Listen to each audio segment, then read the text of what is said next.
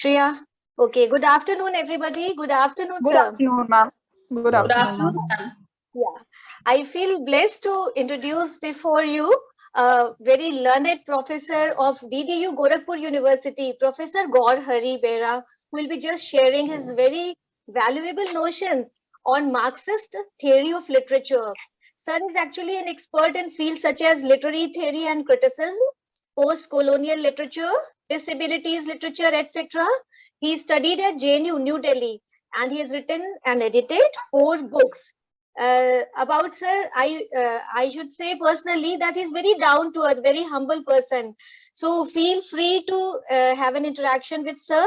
Take this opportunity and enjoy this literary feast. He is a kind of friend, philosopher, guide for all of us. Okay, so happy learning, dear friends. I'm very thankful to you, sir. Sir has accepted my invitation from behalf of English department, this pre-PhD program. So happy learning, all of you. Over to you, sir. Okay.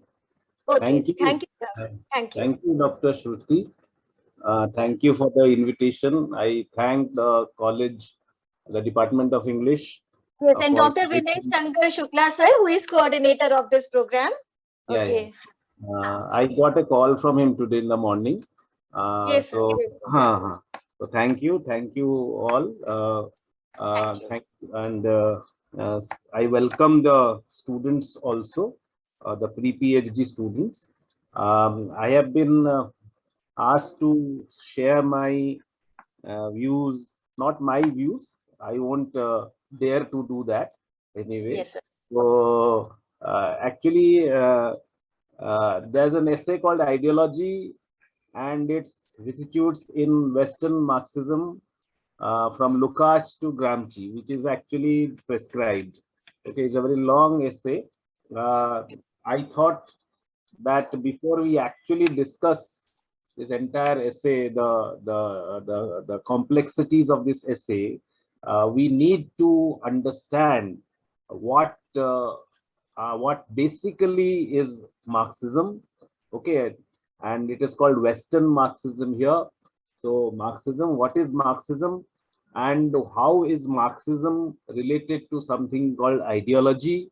Okay, so this will be a very basic introductory kind of a class for you all, where we will throw light on certain terms that are usually associated with Marxism and Marxist literary criticism. Okay, and how they relate to literature and literary criticism. This also we will talk in a very this will be kind of a survey, okay, where my purpose is to actually introduce you to the whole area of Marxism. Okay, now Okay, sir. May I leave, sir? Okay, over to you, sir. You may continue. Okay, thank you, sir. There will be a break after 40 minutes, so all of you will just rejoin. Okay, thank you, sir. Okay, thank you. Now, you see, there's a one thing that commonly being asked these days, okay, is that now that Marxism has become outdated, okay, the communist bloc in Europe has failed, okay, so Marxism is not a very viable theory. So why study Marxism at all? So I'll begin with this. Is there any reason why we study Marxism at a time when Marxism as a political philosophy has become what we call outdated? As you know, it has been accused of being outdated. Okay. The thing is that no idea becomes as such outdated as such. And second thing is that you need not be a Marxist to study Marxism. Okay. And thirdly, that even today, Marxist theories still gives us, meaningful way to understand certain very important phenomenon and concepts. Okay. Especially history. we are studying Marxism at a very important juncture of history, especially when Russia has attacked, Ukraine. Okay, the whole idea of Marxism has again come back to the fore. Okay, now uh, the beauty of Marxism lies with the fact that we can use Marxism to criticize Marxism. That is the best thing. We can use Marxism to interpret the failure of Marxism. Okay, so this is one very important thing that you should remember, that Marxism and Marxist theories are, not something very homogeneous. They have their own contradictions. The criticism of Marxism comes from within Marxism also. Okay, so this is one thing. Now, the other thing is that, okay, let us understand what are the fundamental premises of Marxism. What exactly is Marxist theory? Okay, now, if you have studied something called psychoanalysis or psychoanalytic criticism, okay, now what does psychoanalysis do? They try to, let's say, locate problems of a human being within the human psyche itself. Okay, they think that, it is they focus attention on the individual psyche. They find that the roots of all our problems is somewhere in the psyche. Okay, Marxists would say that no.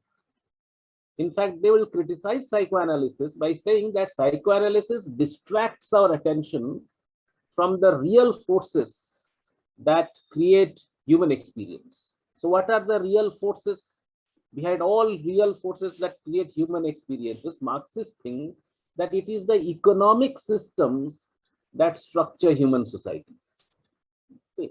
It is the economic systems that actually structure human society. So if a theory does not foreground the economic realities of human culture, then it misunderstands human culture. Okay, so because for Marxism, getting and keeping economic power, okay, is the motive behind, let's say, all social and political and cultural activities, including education, philosophy, religion, government, science, technology, everything. Okay, media, art, so on. Okay, so they believe that behind, the motive behind all these things, all these activities that we see all around, okay, say actually the motive is economic power, getting and keeping economic power. That is the motive. So that means that's why this economics, according to the Marxists, is the base. That is the first important thing that Marx talks about. It is the base. Okay, society has a dual structure, in the sense that there is a base, which is the economic base. Okay, and he says, and there is a something called a superstructure. So on above the base, there is something called a superstructure. And what is the superstructure? He said that the superstructure is the all the social, political, ideological realities, literature, art, religion, all these things are part of the superstructure, and economics is the base. For example, agricultural is the base, let's say. Okay, and feudalism, and all these things, capitalism, they are all what we call the superstructure.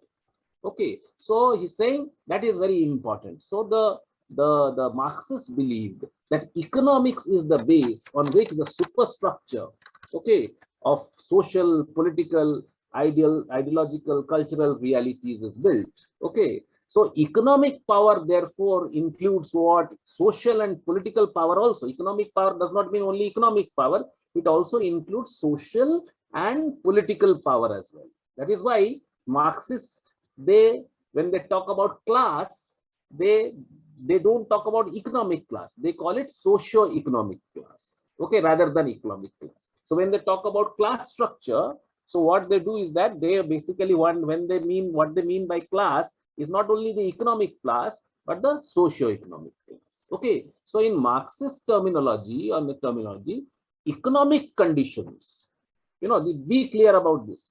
Economic conditions are referred to as material conditions. Okay, they are called material conditions. Okay, or material circumstances. And the social, political, cultural, ideological atmosphere which is generated by this material condition, that is called historical situation. Okay, these are the two important initial terms, base and superstructure.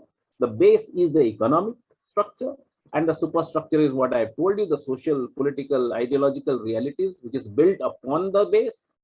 And Marxists call these economic conditions which generate, which determine. So it is what they say, that this economic condition, that is the base determines, okay, the superstructure. So these economic conditions are referred to as what? Material conditions or material circumstances. And the social, political, and ideological atmosphere which is generated by these material conditions, they are called historical situations. So for a Marxist, for example, neither human events nor human productions, okay, events matlab any personal or political event, any event, for example, a war, for example. So neither human events nor human productions. The human production can, it can be a nuclear bomb, it can be a television show, it can be a piece of a poem. Okay, it can be understood without understanding the specific material or historical circumstances in which those events and productions occur. That is very important. So for Marxists, everything is determined by the economic, the material and the historical circumstances in which these productions take place. For example, a poem, you cannot understand a poem, you cannot understand anything without, okay, understanding the specific material circumstances, the material conditions, the historical circumstances in which those events, those productions take place. That is, all human events, okay, all human events and productions have specific, very specific material or historical causes. This is the most important thing about Marxism. Marxists don't believe that there is something metaphysical. So there is no metaphysical cause. Okay, so there is no metaphysical cause of everything. Okay, so they believe that everything is caused by material circumstances. So it is a materialist philosophy. Marxism is a materialistic. It's not an idealistic philosophy. It's not an idealistic philosophy. Okay, idealistic philosophy believes in something which is ideal, which is there in the idea, in the form of ideas outside the world. But no, they believe that everything, Marxists believe that everything is material, everything is determined by our material conditions. Even how what we speak, what we eat, what we wear, everything what we produce. Okay, even if you produce a, let's say, an object or an art product or a poem or anything, or a car, for example, all these things are determined by our, let's say, material conditions. Okay, so human events and productions have material or historical causes. So an accurate picture, okay, an accurate picture of human affairs, let's say, cannot be obtained by just, looking for abstract, timeless, essences or principles. Okay, but only it can be understood by concrete conditions in the world.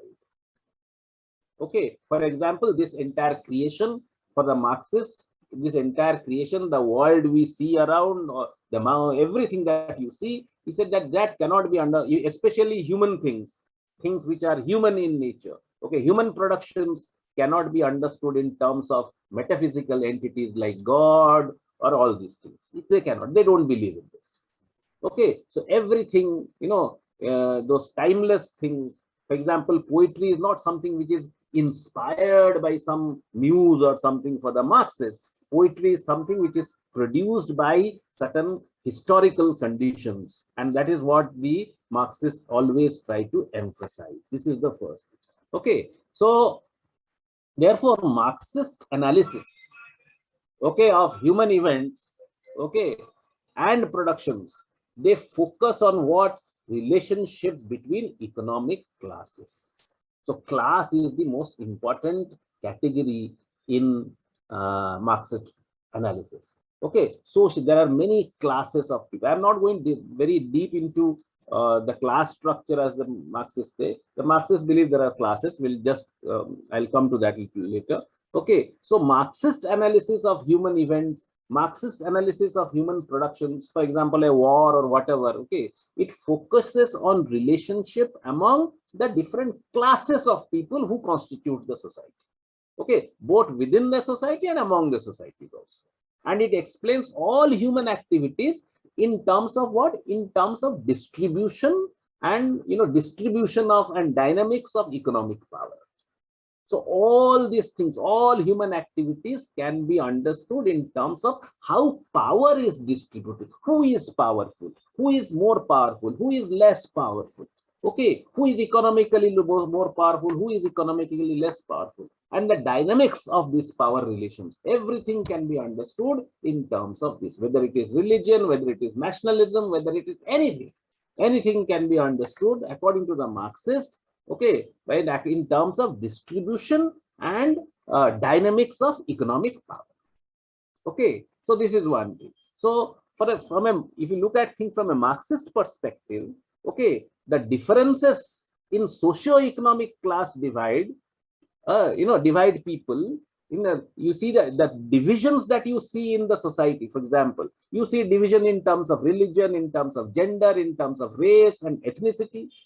We see all these differences, but for a Marxist, behind all these differences, there lies, the most important thing is that the real battle lines are drawn, okay, between something called between two classes of people. All these things, differences, they can be, let's say, summed up into two classes of people. And they say that there are people who are haves and there are people who are have-nots. Some people are called haves and some people have-nots. Haves matlab, haves means that the thing is those who have economic power. They have the means of economic production. They have, the factories in their hand. They have all these things. So that, the industry, factory, they have these things. So they are called the haves and the have-nots. So Marx calls them bourgeoisie and proletariat. Okay, bourgeoisie is someone who controls the world's natural, natural, economic, and human resources. All resources, they are the control. They control it. And the proletariat is the person who do not have all these things. The majority of the population, or who live in a very substandard conditions. Okay, and who have always performed kind of a labor, manual labor. Okay, so let's say mining, factory, jo bhi, okay, whatever it is. Okay, and when they work, when they contribute that labor, what happens is that they are contributing to this bourgeoisie population to fill their coffers. Okay, to fill their pockets. So all proletariat, they work, okay, in substandard condition they work, so that the bourgeoisie becomes more richer and more richer and more richer and more powerful and more powerful and more. Okay, so this is what Marx analyzed, looking at the Western societies, and he said that this is what has happened. Okay, in a cap, especially when there was feudalism, agriculture was the most important mode of economic production, and when there were agriculture, there were some agricultural workers who did not own the land. Okay, and there were people, the serfs who actually owned the land. So they were the powerful people. They did not work in the field. The field who worked? The agricultural workers, the farmers worked, and because of their work, they become, the bourgeoisie, let's say, or the feudal lords became richer and richer and richer. In capitalist system, the the agriculture is replaced by industry. Okay, so those who own the means of economic production are, they are called capitalists. Okay, they have all the resources. They employ certain people to work, workers, in their factory. So they work there and they contribute to the let's say enrichment of the the capitalist class. Okay, so this is it. But the best part is that this is where the whole problem comes. Unfortunately, those people, the proletariat, the people have nots, they are the last, okay, often the last to recognize this fact that they are being oppressed. They don't recognize this. This is unfortunately the whole issue.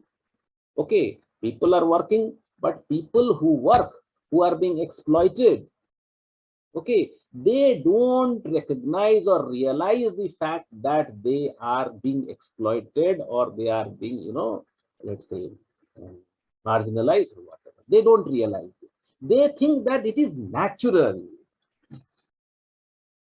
Okay, they think it is by fate.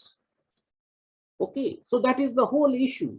That that they do, the proletariat are often the last to recognize this fact. Okay, so this is one important thing. Now, but Marx says that only a revolution will come when suddenly the proletariat will develop a kind of consciousness, class consciousness, okay, and they will rise up in violent revolution against their oppressors, and that will be the establishment of a classless society. This is what Marx basically talks about. Okay, he says that these people, the oppressors, in a capitalist system, it is the industrialist, okay, who owns the mode of economic production, the means of economic production, and what they do is that they exploit these people, but the people do not realize that they are being exploited. Why? Now, this is where we come to the whole question of ideology, okay, which is there in the essay that is prescribed to you, Ideology and its Disciplines. So ideology is a very, very important concept in Marxist theory, ideology. Okay, now the question is that why don't the economically oppressed people fight back? Okay, what keeps this oppressed people in their place, within their limits? What keeps them at the mercy of the wealthy? Why don't they revolt? Okay, why? This is the question. They are more in number than the bourgeoisie, the oppressors. Okay, but still they don't, because they don't recognize this as oppression. So there are methods by which the bourgeoisie class, the haves, there are methods by which they force people to think that whatever is being done is actually being done for their good. Okay, so that they don't realize that the oppression that is taking place is actually oppression. The economic exploitation that takes place is actually exploitation. Okay, so for Marxism, then ideology, what is ideology? Okay, so ideology is a belief system. Okay, ideology. Marx and Engels in their book, The German Ideology, talked about ideology. They defined ideology as something called false consciousness. Okay, they called it as false consciousness. Okay, why false consciousness? Because that is not the real. Because that prevents you from looking at things which are, that prevents you from looking at the real thing, the understanding the reality. Okay, so for Marxism, an ideology is actually a system. It is a belief system. Okay, and all belief systems, whether it is religion or whether it is all kind of thing, belief systems, they are products of, what we call cultural conditioning. For example, capitalism is an ideology, communism is an ideology, even Marxism is an ideology. Okay, religion is an ideology, nationalism or patriotism is an ideology. Okay, humanism, environmentalism, astrology, all these in sports, even sports is an ideology. All these things are ideology. Even our assumption, हमारा क्या assumption है that nature जो है behaves according to the laws of science is also an idea. This is also an ideology. We think it is natural, but no, it is also an ideology. Okay, so all these things are ideology. However, although, you know, almost any experience or field of study that we see, okay, we can think of as an ideological component, or everything has an ideological component, but all ideologies are, you know, not all ideologies are actually equally productive or desired. There are certain desirable ideologies, there are certain undesirable ideologies. Okay, so this is one thing. So undesirable ideology kya karta hai? What does it do? It promotes, you know, repressive kind of political agendas. Okay, now so that you know, in order to ensure their, you know, let's say acceptance among the citizens, okay, which pass themselves off as natural ways of seeing the world instead of acknowledging that they are ideologies actually. Okay, for example, I'll give that if you believe that it is natural for human beings to hold leadership positions because of their biological superiority, okay, so this is an ideological statement. We sometimes believe, we sometimes believe that, you know, that some people are born to rule. We think that, you know, so you know, there are royal families. हम लोग कहते हैं ना कि अरे वो उस खानदान के, they are born to rule. This is an ideology. Okay, and we have internalized this ideology. Or men are more, you know, powerful to rule than women. Men are better rulers than. This is a sexist ideology. Okay. Similarly, we have, you know, we think that every human being, every citizen in India wants to have its own home in its own land. सबकी अपनी अपनी घर होनी चाहिए. You know, that we think that in that sense. Okay, so अपनी जमीन होनी चाहिए. You know, we should have our land and, you know, have our things. Okay, so this is also an ideology. This is a capitalist ideology. Okay, now this capitalist ideology sells itself as something natural. Okay, it's natural. We think that it's natural. अरे हाँ, सबकी अपनी मकान होनी चाहिए. Okay, but the thing is that it is not something very natural. Okay, well, this is created by the entire capitalist ideology, because there are many nations, there are many societies. For example, if you go to the Aboriginal societies, if you go to the Native American societies, there are many tribal societies in India. They think that land cannot be owned, like air cannot be owned, so land cannot be owned. Okay, but capitalist ideology, what it has done is, it has actually created a kind of a, you know, false consciousness. Okay, that if you have land and, you know, then you know that is something which is very natural. That if you are a human being, you should have your own house, which is again a capitalist ideology, because by that capitalism will encash all these things. Okay, so what happens is that by posing as natural ways of seeing the world, okay, these kind of ideologies like capitalist ideologies, sexist ideologies, they prevent us from understanding the material or the historical conditions in which we live, because they refuse to acknowledge that those conditions have any kind of relation on the way we see the world. That means when we look at the world, okay, actually our looks are already filtered through certain ideologies, whether it is a sexist ideology. So for example, when we look at women or look at, you know, relationship, we always try to see through the lens of a particular ideology, which is a sexist ideology, okay, which is created by a system called patriarchy. Okay, similarly, so capitalism, when we see, you know, many other things, when we think that, you know, war honi chahiye, you know, we should have war with our neighbors so that we can prove that we are more powerful. But that's not something very natural. Okay, this has been already created by a kind of ideology. You think that, you know, by waging war, you can show your power to others. This is again an idea. It's not something which is natural. Okay, it is created by ideological conditions. Okay, that is one thing. Because you think, when you fight a war against whom? Against your enemy. But who is the enemy? Who has created that enemy? We hardly know any person who is from the neighboring countries. We hardly know people who are in China or in Pakistan or any other place. But we think that they are our enemies. Why? Because it has already been, the enemy has already been created by ideological forces.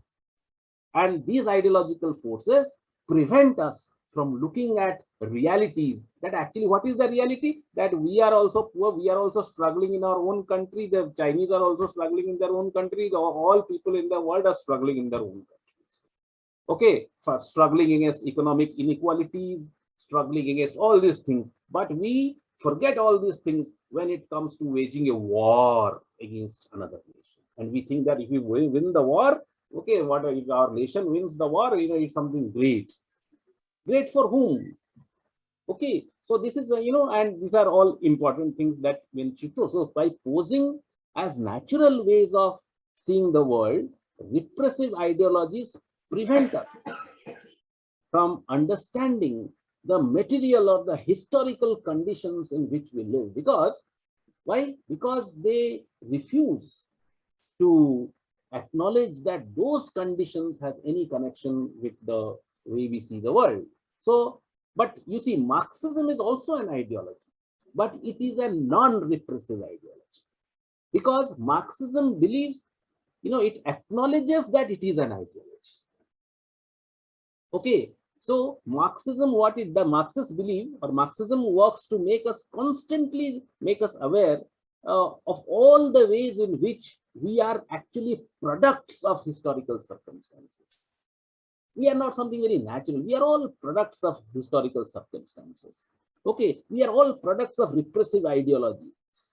Okay, so Marxism tries to emphasize this fact, drill this into our head, that we are all products of material or historical circumstances and of the repressive ideologies that serve to blind us, prevent us, blind us to this fact, that we are, this, in order to keep us under control. So ideologies, what it do? It keeps us under control. Okay, so repressive ideologies try to keep us under control by formulating, by constructing all these things, so that we do not realize, we do not acknowledge, we do not recognize that we are all oppressed. Okay, we are like, we are like toys. We are like, computer toy. We are programmed by ideology. Okay, so most successful ideologies are not recognized as ideologies. Okay, the most successful ideology when we don't recognize it as an ideology. Okay, but we think it is something very natural. So we think it's natural ways of seeing the world. So what ideology basically does is that it prevents us. That's why Marx calls this false consciousness. It prevents us to look at the real socio-economic relations, the historical conditions that make us subservient, that make us oppressed. And we refuse to acknowledge this fact. Okay, and then we become a part of that repressive structure. You see, physically, I can't make you, I can't oppress you all the time. Okay, because the day you realize this, you will fight back. So my purpose, if I am a owner, I will always try to make things such in such a manner that you do not recognize that you are oppressed. You don't recognize that you are oppressed. Okay, so that is one thing. So we are programmed by ideology. That is it. So, for example, you see, the middle class, for example. Okay, I have seen many middle class, they get very angry because of the poor, because they resent the poor, because so much of the tax that we pay, they go to actually for the welfare schemes of the poor people. Okay, that is the thing. However, the middle class, he fails to realize that it is the wealthy people who have made this tax structure. And secondly, they fail to realize that the money actually that they pay as tax, they don't completely go for the welfare of the poor, but there are many other issues involved. Okay, but ideologically, what there is a the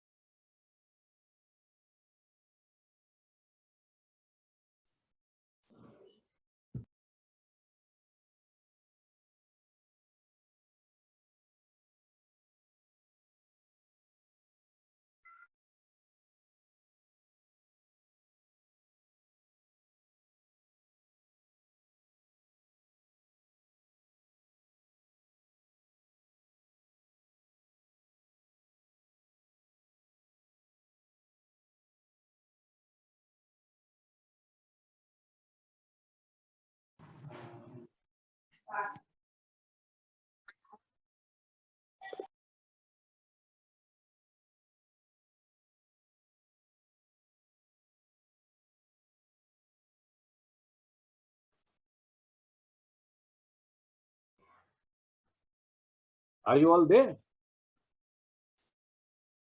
Yes, sir. Yes, sir.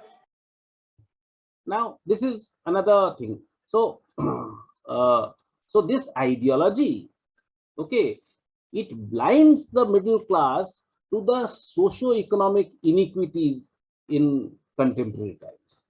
Okay, the middle class is blinded by the belief. Let's say, in case of America, or let's say that if you work hard, you will be successful. Let's say, but this is also an ideology, because there are many people who even work hard, but they're not successful. So what do? We either, what do? We blame their fate, or we think they are not capable. But all these things are, but actually the truth is that ideologically the oppressor has made such a system that all people who work hard actually do not get success. Okay, because of this kind of ideology. So from a Marxist point of view, so the role of ideology in maintaining those in power is very important. It's so important that we should, let's say, examine a few examples that actually how ideology works. Okay, how ideologically works. For example, you see, I'll talk about one ideology called, what is called classism. Not classicism, classism. It comes from the word class. Okay, now classism is an ideology that tries to equate, okay, one human being's value with the social class to which he belongs. That means classism believes that if you belong to a particular social class, you have more value. If you belong to a social class, another social class, you don't have much value. Okay, the higher one social class is, the better one is, assumed to be, he's assumed to be a better, because he has in his blood. That is one important. Okay, that is something is inborn. So he belongs to the royal family, so he must be good. He must be that. Okay, so this is called class. So from a classist perspective, people at the top of the social scale, okay, are naturally superior to those who are below them. Okay, so those at the top are more intelligent, they are more responsible, they are more trustworthy, they are more ethical, okay, so on, so on. So people at the bottom, okay, are naturally, they are irresponsible, they are lazy, all these things. Therefore, what happens? It is only the right, and natural that those people who belongs to the highest social class, they should all hold higher positions, because they're naturally born like that. So this is an ideology, it's a classist ideology, that people belonging to a particular social class, they are natural rulers. People who belong to the lower, they are not, so we don't trust them as such. We have somewhere in our mind even today. That is because of ideology. Okay, that people who belong to the, they must be good. They are elitists, so they ought to be good. Okay, they have all, so that is, they're natural rulers, they are natural responsible. So this is one very important thing, which is classism. Classism is actually ideology. There is no truth, there's nothing natural about it. There is nothing natural that people belonging to a particular social class will be naturally better rulers and better administrators and better teachers. There's nothing like that. Okay, but it has been created by a particular certain kind of, it is constructed by a certain kind of ideology. Okay, so that that prevents us to see things, the reality. Okay, something. So this is one thing. Another thing, another important ideology that these days are, is very much in common, which is called nationalism. Now, nationalism is an ideology. Okay, so what does nationalism do? They think that nation is very important. The nation and loving one's nation is very important. So this ideology, what happens is it keeps people, asserting their own nationality as something which is very superior. So what happens? That keep poor people fighting wars against other people. See, imagine, the war between Ukraine and Russia that is going on. Who is fighting? Okay, President Putin is not fighting there. Okay, that's the thing. It's the people who are fighting wars against the people of other other nations. Okay, from other countries. Okay, so that is one thing. While the rich on both the sides, Okay, they take the profits of the wartime economy. Okay, and all these things. So this is another kind. So because patriotism leads the poor to see themselves as a member of a particular nation and not, as not let's say, and not as someone who is oppressed everywhere. So that is another kind of ideology. So patriotism, nationalism, these are all ideologies. Religion, is another ideology. Karl Marx, very famously said that religion is the opiate of the people. Okay, it's an ideology. Why? Because it helps to keep the faithful poor satisfied in their lot. Okay, and it's like a tranquilizer in that sense. Religion is like a tranquilizer according to Marxists. It's not a Marxism is not very interested in whether God exists or not. That is not important for Marxism. So what Marxists think is that what human beings have done to in the name of God, that is important. So organized religion, when Marx is saying that religion is the opium of the people, he's basically meaning the organized religion. Okay, organized religion like Christianity or Judaism or Hinduism. Okay, so this is one thing. So this is another issue that this Marxists try to pick up, that religion is also an ideology. Okay, consumerism is an ideology. Okay, what is consumerism? Shop till, there's a famous eating, shop till you drop. Okay, shopping karte raho, shopping karte raho. You take credit and take loans and shop. Okay, this is what called consumerism. Okay, consumerism is an ideology that says that I am only as good as what I buy. That is important. I say buy more things, I am good in that sense. So that means what? These things, it fulfills two purposes, ideological purposes.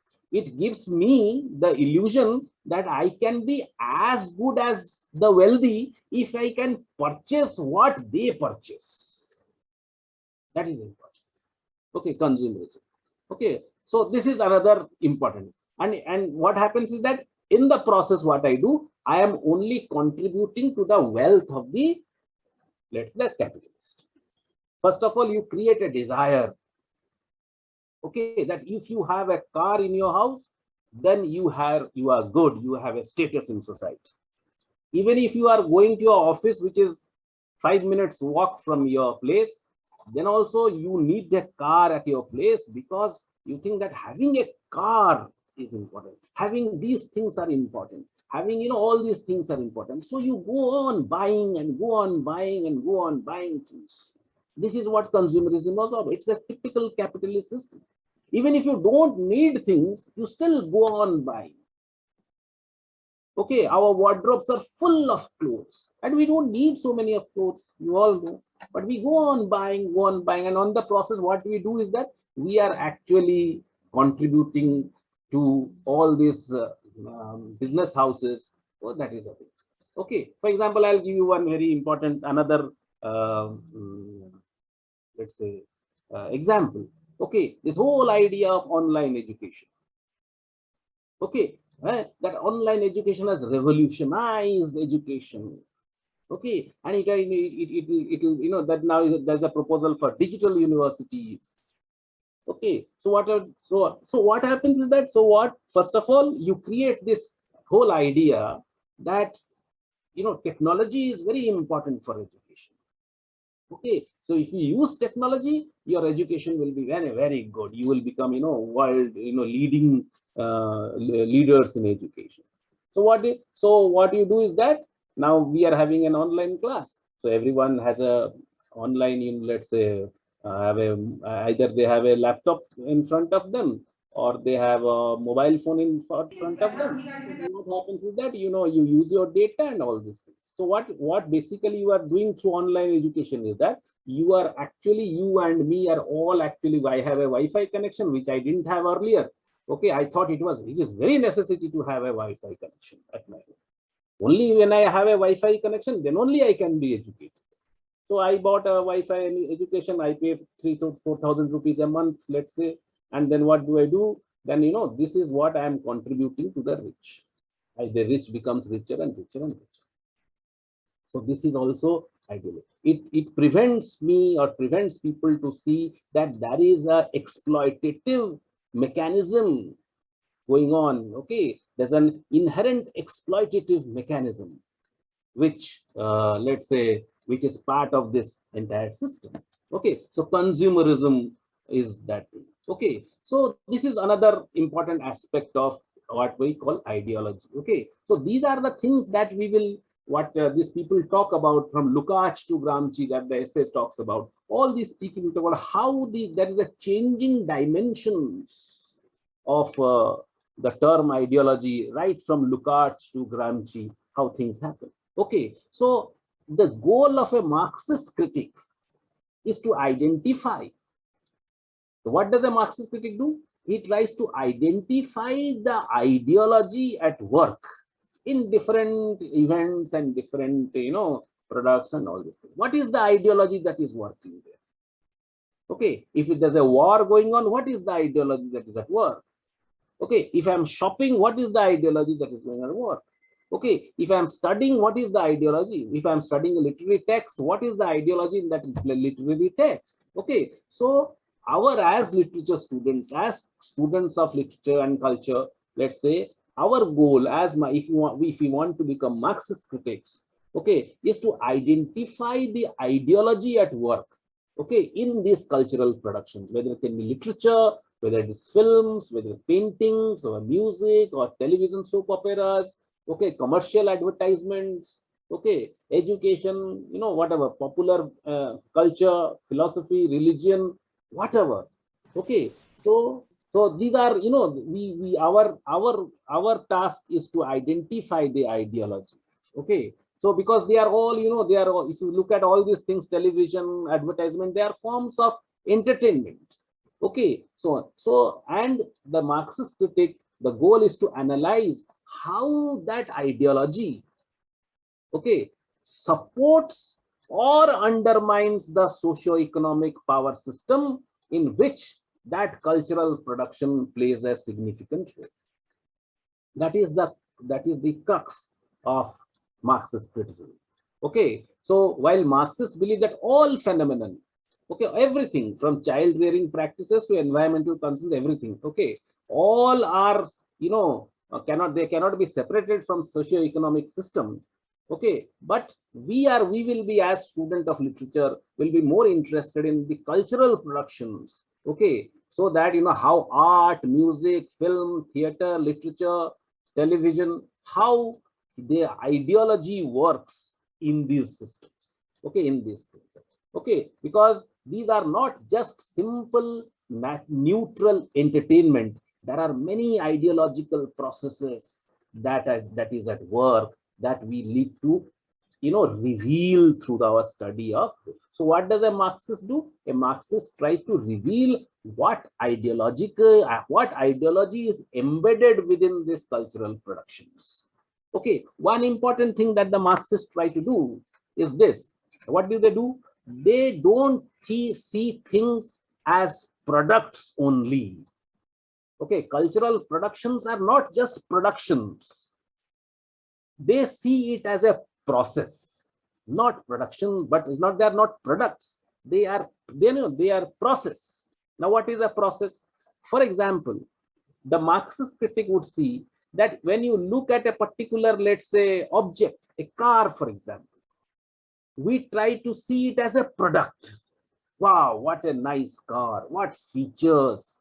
Okay, 2 or 3 days back, I went to a car showroom, Kia showroom, where there's a new car called Karen's, and immediately I get attracted by the features and all these things, I think. So we tend to see it as a product.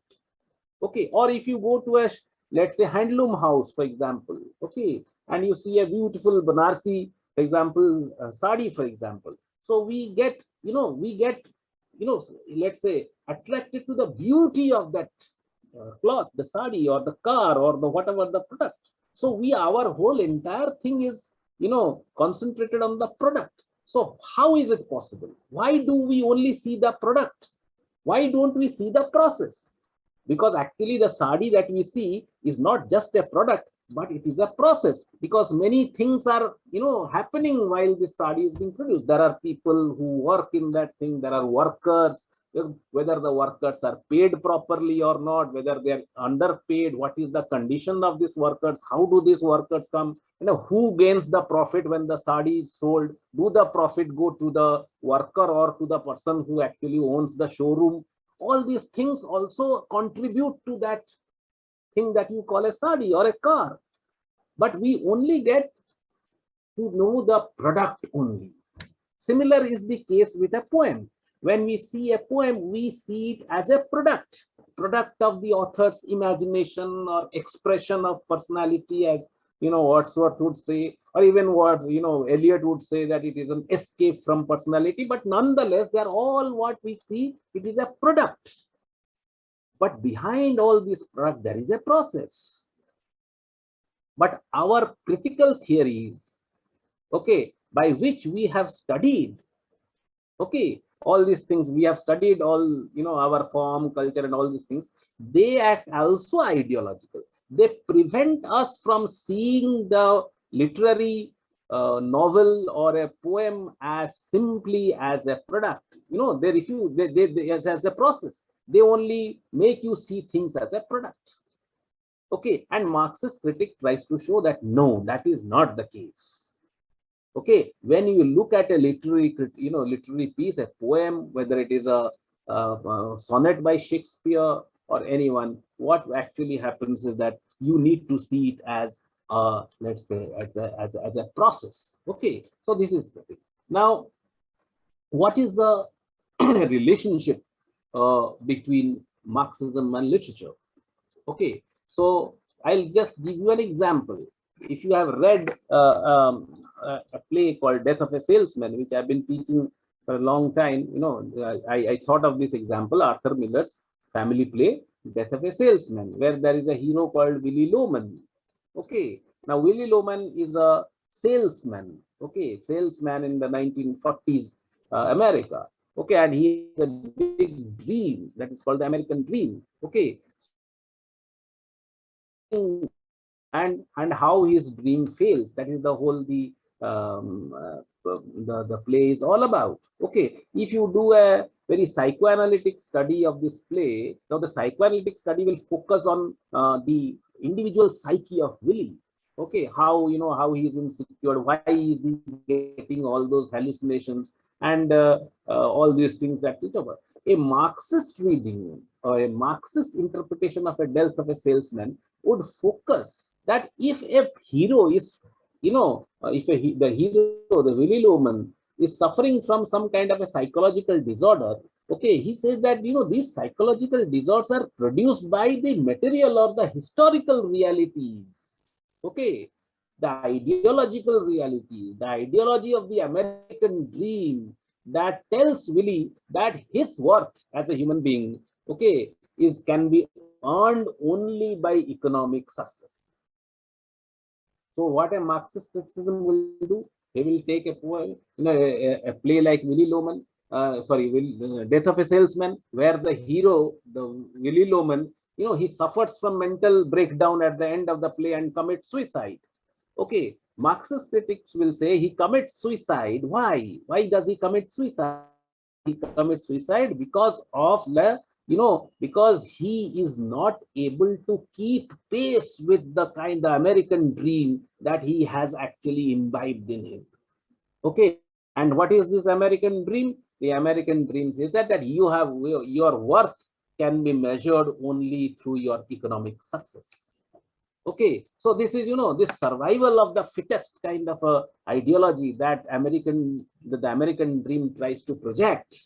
Okay, this is where the let's say the Marxist critic would say that, this is the reason. So they will place, a Marxist critic will place a particular piece of literature, whether it is Shakespeare's Macbeth, whether it is let's say Willy Loman, whether it is a poem like Keats' Ode to a Nightingale. So they will not see it only as a literary product, but they will see it as a process, in the sense that what are the conditions which are responsible for the for this poem to have emerged. Okay, why? And what are the socio-economic realities that that determines the meaning of this literary text? Okay, this is what a particular Marxist reading will. Okay, so for Marxism, literature, does not exist in some kind of a timeless, kind of a beauty or aesthetic realm as an object. Okay, to be very passively contemplated. Okay, rather, all cultural manifestations, whether it is a poem, whether it is a painting, it is a product of the socio-economic and so the ideological conditions of the time and place in which it was written or performed or whatever. Okay, whether or not the author is, conscious about it or not, or whether it is intended or that does not matter. Okay, human beings, because human beings themselves are products of socio-economic and ideological environment. So it is always assumed by Marxists that authors cannot help but create works that embody some kind of ideology in their work. So all literary work are ideological, all cultural productions are ideological, all human productions are ideological. Why? Because they are products of a particular historical circumstances, and all historical circumstances are somehow ideological in nature. All things are ideological in nature. Okay, so the fact that literature, it grows out of, and reflects the material conditions. Okay, so of the time, so literature itself is ideological.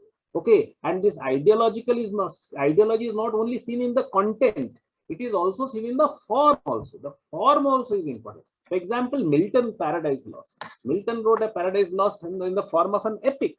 Why? Because you see, this now the Marxists will say that epic form itself is ideological. That's why we no more write epics. Okay, in 20th century, 21st century, there is no epic. But Milton wrote this in 17th century, because that was the, the form is also a part, it is determined, it is a product of its own times.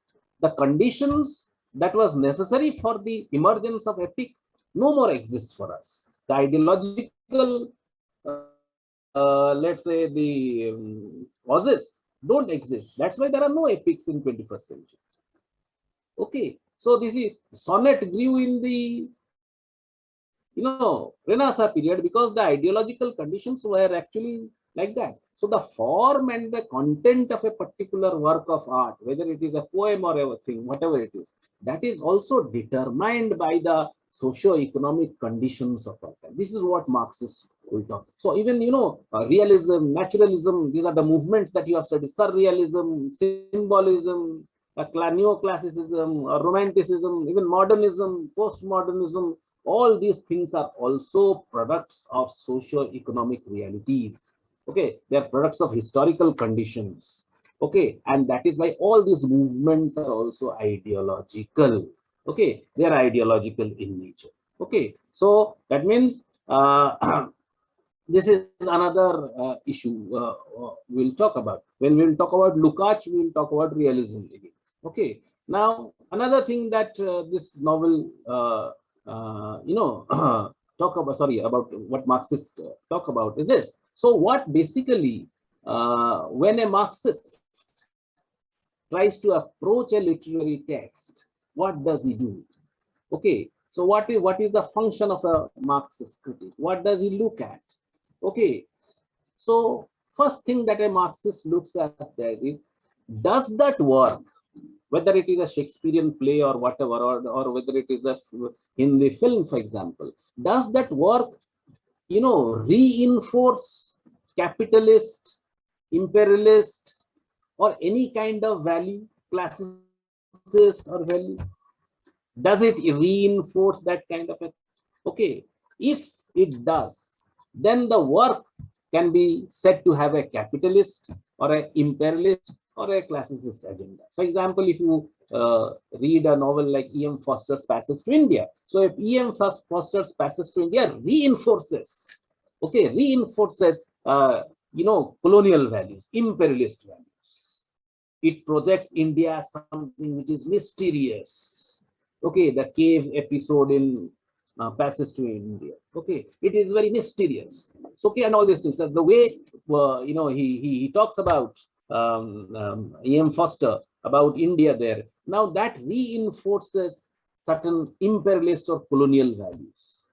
Okay, so that is what So the if a work is said to have a capitalist or a, let's say, imperialist agenda, it is the critic's job, according to the Marxists, it is the critic's job to expose this agenda, condemn this agenda in this piece of work. This is the first thing that Marxist critic does. He tries to look at whether a particular work is actually reinforcing certain ideology or not.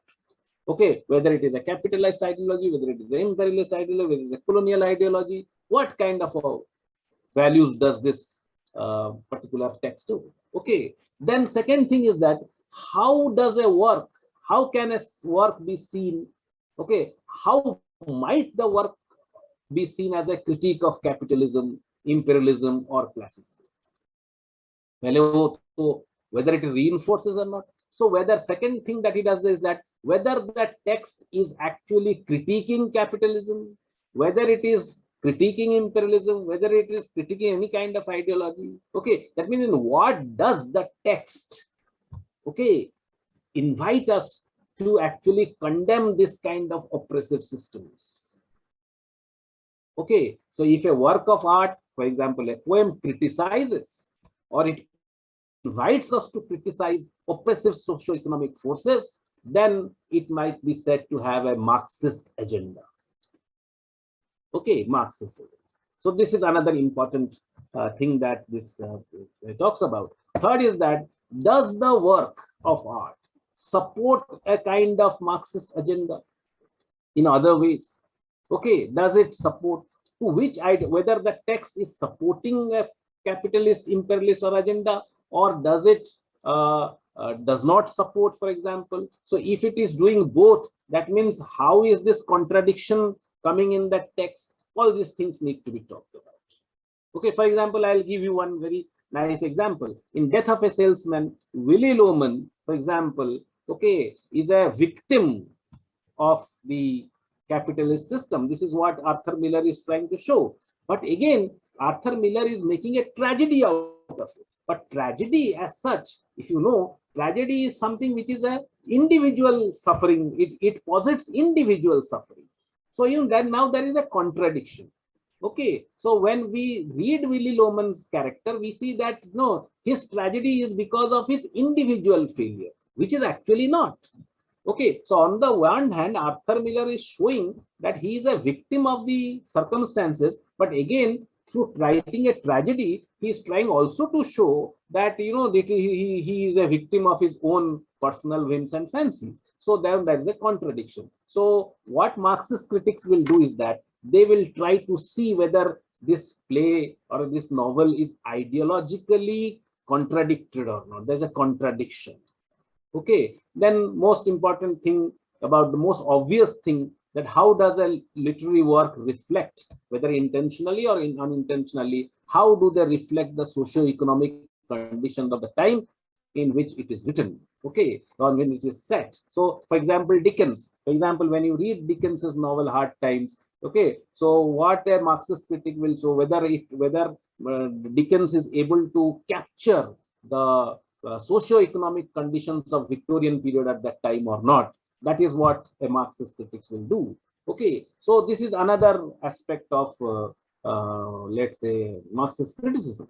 Okay, so there are many kinds of Marxist criticism, but these are basic ideas that usually these are what Marxist critics try to do. Okay, Marxist critics try to see how ideology works in a particular literary work of art. How ideology works, whether the author is actually reinforcing a particular kind of ideology or whether is challenging the ideology. That is very important. If you read Uncle Tom's Cabin, for example, a very interesting novel about the, let's say, the slavery in America, you will see whether the author is, whether she is actually reinforcing the idea of slavery, or whether she is critiquing the idea of slavery. These are the things that, or whether there is a contradiction in her let's say attitude towards the text. So these are the things that the Marxist will try to understand. So Marxism, basically Marxist literary criticism, is actually basically that literature is not something which is inspired or inspired by some metaphysical news. No, they don't, it's not something of timeless essences. It is about how a text is able to, how it is conditioned by a particular ideology. Why? Because it is a product of its times. Okay, it's a product of historical circumstances, and historical conditioning is part of the superstructure. As I said in the beginning of my lecture, of my class, that there's an economic base, there's a superstructure. Literature belongs to that superstructure, which is determined by the base. Okay, so the economic system determines the base of the text. Okay, this is what the Marxist criticism tries to do. Okay, so these are all basically, it's a very short, there are many other things that can be talked about in Marxism, but basically what I wanted to talk about was that these are basic ideas about Marxism, and how Marxism and literary criticism are interrelated with each other, how Marxist critics try to look at cultural productions, because for them all productions are actually part of what we call ideological reproductions. Okay, so this is what this general introductory class was all about. We will continue with the whole debate about ideology in Marxist literary criticism, the tradition of Marxist literary criticism, in the coming two classes. Okay, so before that, for today, I think I need to stop here, because if someone wants to ask me anything about anything, you're welcome. Thank you. If there are questions, please. I think there's only 6 minutes left for this thing, so please.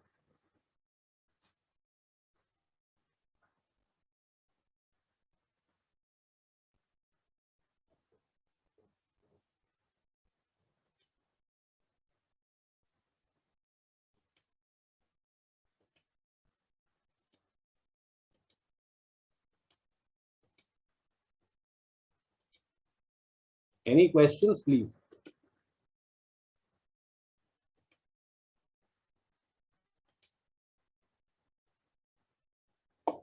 Can you hear me?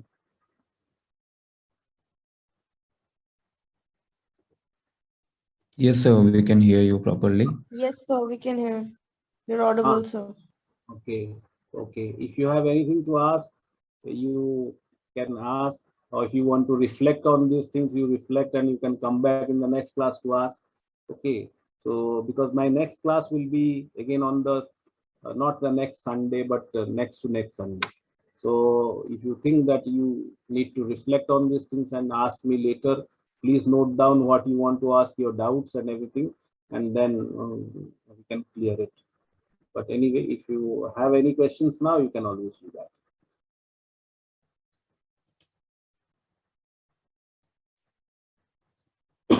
Sorry.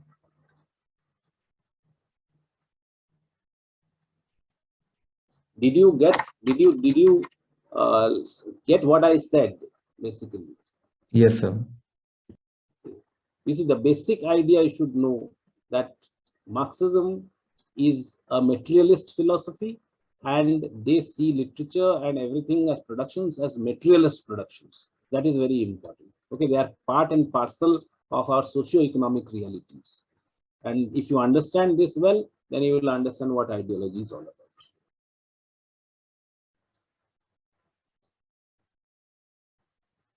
Shall we? I think there's no questions. If any of the organizers are around, please.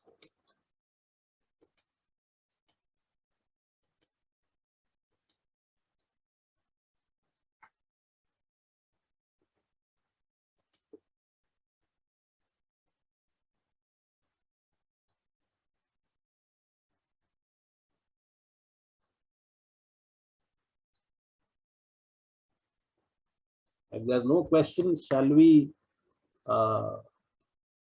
stop here?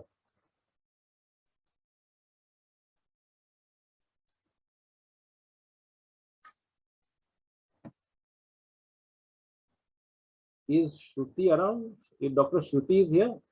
No. Okay, sir. Thank you. Hello? Thank you, sir. Okay, thank you. We'll meet next time. Yeah, yes. Thank